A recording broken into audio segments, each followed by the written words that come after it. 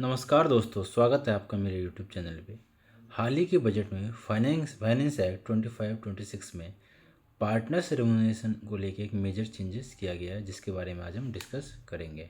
Up to financial year 24-25 जो partners remuneration allowable था under income tax act, वो on the first 3 lakh of book profit और in case of loss 1,50,000 और 90% of book profit whichever is higher. For example, if firm की loss 1 lakh की है, even in that case ₹1,50,000 की minimum remuneration allowable था। If firm की profit 5 lakh थी, in that case first 3 lakh पे 90%, that is 2,70,000 and balance 2 lakh पे 60%, that is 1,20,000।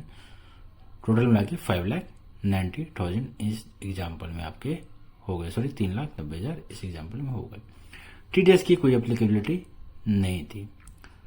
But finance act 25-26 में प्रीवियस लिमिट को डबल कर दी गई है। जो 3 लाख की थी उसको 6 लाख कर दी गई है, और जो मिनिमम 1,50,000 की थी उसको 3 लाख कर दी गई है। बाकी सारे के सारे प्रोविजन सेम है। जो मेजर चेंजेस लाया गया वो टीडीएस की लाई गई है।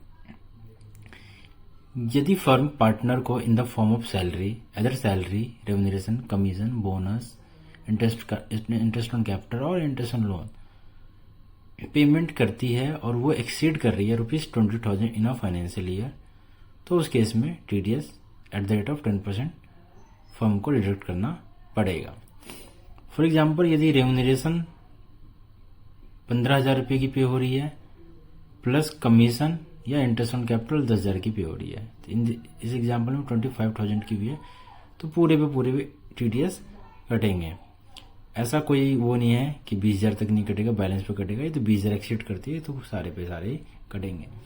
ड्राइंग और कैपिटल रीपेमेंट पे कोई टीडीएस नहीं कटेगा, क्योंकि वो पार्टनर्स कैपिटल का पार्ट होता है। धन्यवाद।